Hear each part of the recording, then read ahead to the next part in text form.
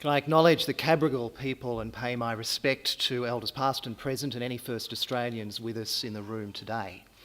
Adamooka is about 600 kilometres to the north-northwest of Adelaide. It's a long way from New York, it's a long way from the urban redevelopment of the Casula powerhouse.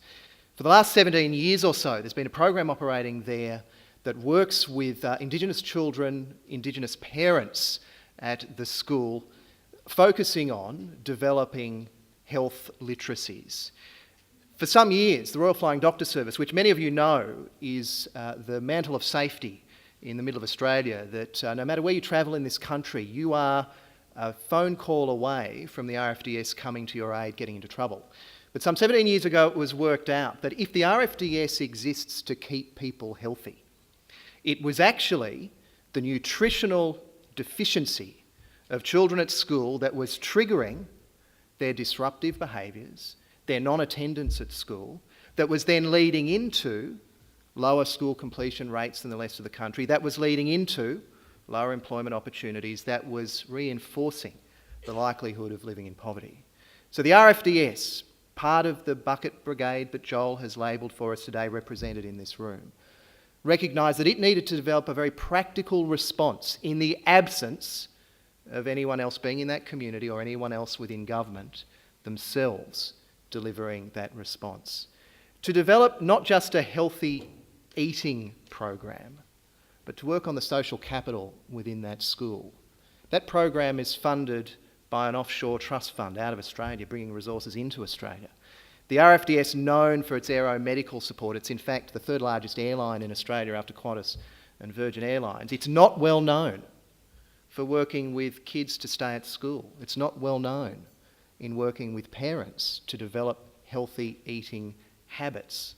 And the way it does that is through the use of evidence. And today I want to share with you the evidence that gives context to food security within Australia, and perhaps even answer why is it that the Royal Flying Doctor Service, but more so why is it that the Social Determinants of Health Alliance sees food security as central to addressing poverty within this country.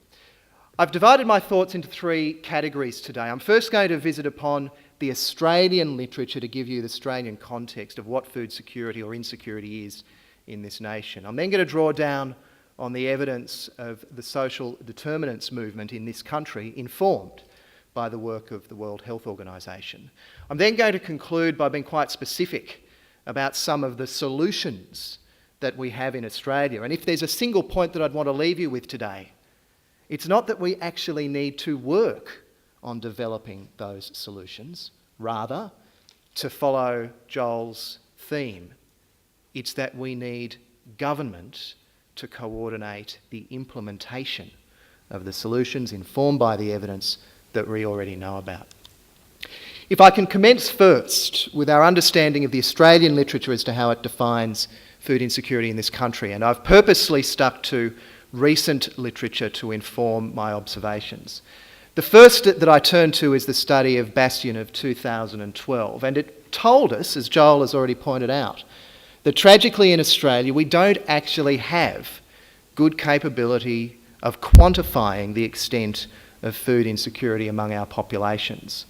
What we do know is that the links to chronic illness, the links to such things as growth in HIV or AIDS infection-related illnesses, and importantly, the interaction between food insecurity and antisocial behaviours, particularly participation in school, is thoroughly established. Our priority in Australia is for the most vulnerable groups, those who are homeless, those living with mental illness, and interestingly, those living with disabilities. That needs the attention, or the first part of attention, in developing solutions to food insecurity. If we turn to the 2013 study of Watson and Merton, they make the perhaps almost obvious point that in a nation that produces enough food to in fact feed a population of 60 million people, we are an exporter of our food. We have more than enough. Food insecurity within Australia is sometimes debated on the distracting elements and used as a stalking horse for other political agendas. But even within that, the focus on ensuring in this country of food abundance, the access to nutritional food for low-income Australians, for vulnerable Australians, remains the focus of food security solutions. To the final study that I'll draw on this morning, that of Thornton, Pearce and Ball, published just earlier this year.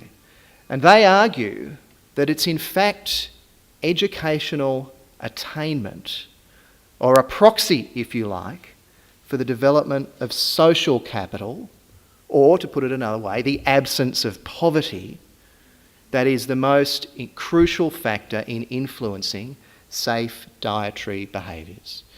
Joel and I didn't collude, but our message is awfully similar. It is the development of solutions to poverty that best address access to nutritional food in this country and around the world. And in fact, if we look for solutions, instead of relying on the bucket brigades of which many of us in this room are proudly associated, it's the development of social capital, the development of educational attainment, that would be the focus of overcoming the challenges of food insecurity within our country. I'll turn us now to the recent Australian evidence informed by WHO practices on the social determinants movement in this country. And we know that when I commissioned the National Centre for Social and Economic Modelling in 2010 to seek to quantify the health disparities linked to poverty within Australia, NatCem was able to give us a specific lens about the role of nutrition within the health disparities that exist within Australia.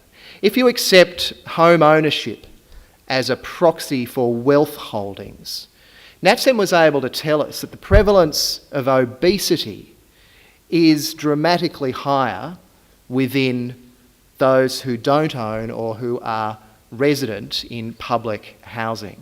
If you look at the age bracket of women aged 24 to 44, you see this disparity at its greatest.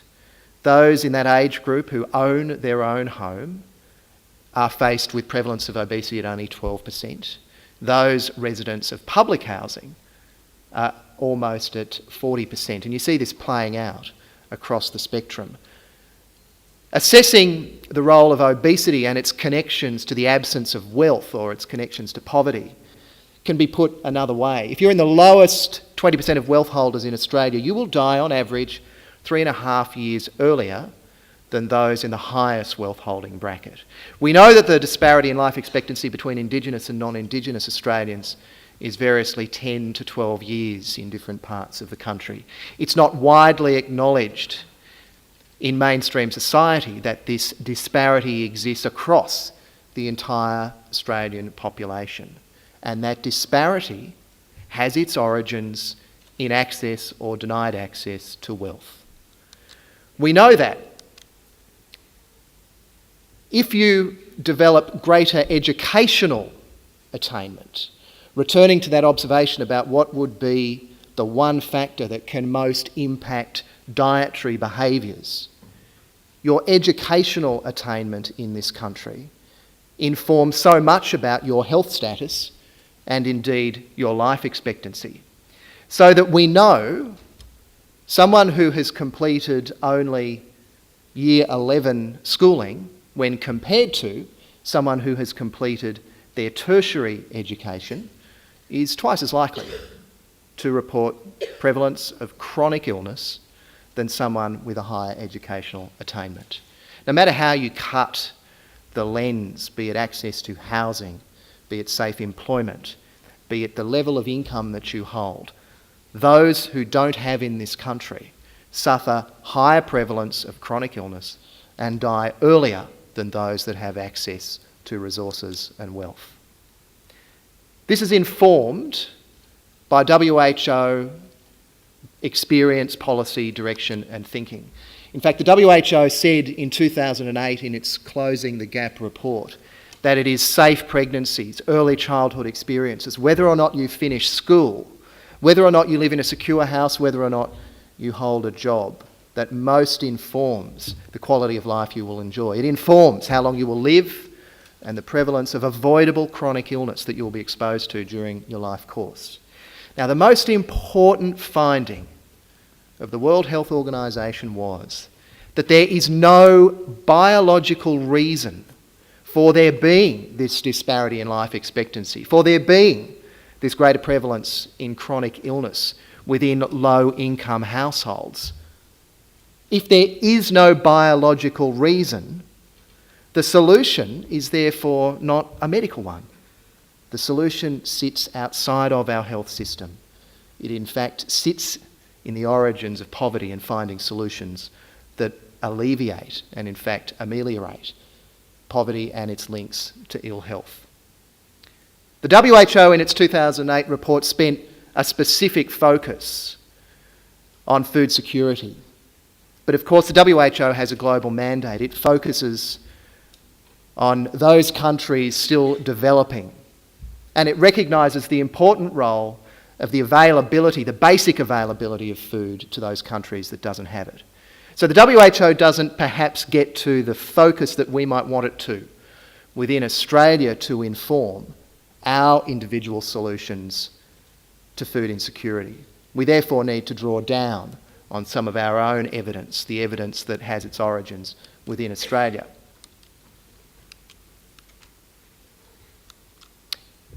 But what we can take with some confidence in response to this WHO agenda is that despite the intransigence of Australian governments to act and respond to the causes of poverty, the WHO blueprint for Australia has actually been endorsed by the Australian Labor Party, by the Australian Greens, and importantly, by the Australian Liberal Party. A Senate inquiry looking into the role of social determinants, chronic illness avoidance in Australia and food insecurity in particular, in 2013 reported and unanimously said there were 5 simple steps that Australia should be taking in response to the WHO social determinants agenda. It said there should be, first and foremost, metrics. There should be counting. We should count food insecurity and the other indicators of poverty within this country. That counting should be reported annually to the Australian Parliament, and our Prime Minister should go into the Parliament and be held to account for progress on addressing those indicators of social determinants of health. It explicitly said there should be a research agenda within our own NHMRC funding to inform evidence to apply for solutions around alleviating poverty. If you're funded by NHMRC research, or for those of us that work in and around the research field, the extraordinary recommendation of a tripartite committee involving the Labor Party, the Greens and the Liberal Party to say that money which has in years past been so secured for medical research should actually be more broadly applied into a social determinants agenda. Now, whilst this was a step in the right direction, since 2013, the Australian Parliament hasn't responded to that tripartite supported proposal of the Senate to implement the WHO agenda within this country. We got one of the steps, but we didn't get implementation. To Joel's argument earlier, it is government that needs to be able to lead this response. Those of us on the outside can only go so far. And in the Senate report that was supported, importantly, by the governing Liberal Party, we actually have a blueprint in Australia for action on social determinants. It's just not implemented. If I can then turn, recognising that government will unfortunately do what it does, and for those of us in Joel's bucket brigades, we also, in the absence of government action, need to do what we will do. The evidence can inform where our priorities and agendas should be. If educational attainment is one of the most important ways of influencing dietary behaviours, we can turn to the experience of Sweden, and Joel sensibly referred to the success of the Scandinavian countries in taking action in response to poverty. We see that in Sweden, Statistics Sweden reported in 2011, that your educational attainment determines how long you'll live. If you completed university education, you will live in Sweden for an extra 5 years than someone who achieved only their mandatory school completion. That's reinforced Internationally, it's reinforced in Australia. The person in Australia who leaves school at year 11 has 2 to 3 times the chronic illness prevalence than someone who completed their university education. For those of you involved in the food movement, for those of us involved in the health system, developing social capital through educational attainment, getting kids to finish school is a very practical response to the reality of poverty and its link to food insecurity. If we return to the Bastian study, it actually outlined 44 action plans for civil society itself to pursue. I've picked only 3 to make the illustration to those nasty for-profits that do develop our communities and subdivide and build housing. They should be designing their communities to build up housing density in suburbs in a way that they're actually going to have reasonable access to food support and to retail businesses, so that distance need not be the barrier to accessing food supply. For the Royal Flying Doctor Service, that's why we see our role in not just ensuring development of habits around good nutrition, but in fact being the advocate for the high cost of healthy food in remote parts of Australia, for the barriers that come in accessing a good diet. Our role as the RFDS as an advocate is centrally important. The Bastian study said that the food industry should have targets set for it. In my time as board chair of the National Heart Foundation, we spent much energy on seeking to reduce salt intake, to reduce sugars that exist and trans fats that exist in many of the packaged foods that are so cheaply available, not just on the supermarket shelf, but across the fast food counter. And wasn't the Heart Foundation ridiculed when we commenced arrangements with fast food suppliers to ensure the provision of healthy options within fast food meals? A recognition that the for-profit sector, that commercial sector, will develop products cheaply able to be afforded by low-income Australians. And if that's the case, would it not be better to re-engineer that food supply so that healthy options are available as part of it? And then finally, the third recommendation that I've picked is a better understanding of the relativities between what incomes are available and what the actual costs of living, the actual costs of access to healthy foods within Australia. Government's not likely to do this type of work. Therefore, it needs to be the NGO and the civil sectors and the academic sectors in Australia that undertake this work and lead this advocacy with government. But importantly, and I return to where I started, and the role of the Royal Flying Doctor Service in thinking through its own contribution to food insecurity, we are not going to be the provider of healthy food options to Australia. We can only focus in the remote communities that we serve on developing the capacity for families to be able to themselves improve dietary habits. Income has to be set, availability has to be put in place, but then we have to also understand, as a health promotion charity, what are the levers that can be best pursued to enable uptake of healthy food options. A meta-analysis, a study of study, looked at upwards of 122 different methods of enabling access to nutritious diets and physical activity. And it tragically found that most of those programs had a small to negligible effect. This is something that within the Heart Foundation, something within the Flying Doctors Service, we are challenging ourselves about the effectiveness of the programs that we as civil society actually deliver. And the findings of this study were that if you want to have the healthy option actually chosen, goals have to be set for individual communities, individual households. They have to be contextually relevant to the community in which those people live. In an Indigenous community where the availability of fresh food, of affordable food, is in itself challenged, contextually realistic goals have to be set. But then importantly, the monitoring and the companionship with those families, those communities, about achieving these goals, instead of the underpinnings of the policing that comes with income management, of setting out what it is that you shall and shall not be able to buy, but rather working with those families to ensure their goals are realistic, their goals are achieved, and that there is actually that opportunity for the family to develop their healthy dietary behaviours in the absence or in spite of all of the other barriers that they follow. The Social Determinants of Health Alliance is a group of some 70 national NGOs, health promotion organisations, hospitals, and education and social service organisations. We've put a blueprint to the Australian Government for action on social determinants. Food security sits within it, but at its base is development of social capital to overcome the challenges of living in poverty. It's rare in Australia to have political support across the divide for any topic. On this one, the Greens, the Australian Labor Party and the governing Liberal Party came together.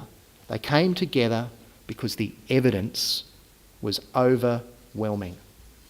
With that overwhelming evidence, we now need our government to act. Thanks for having me.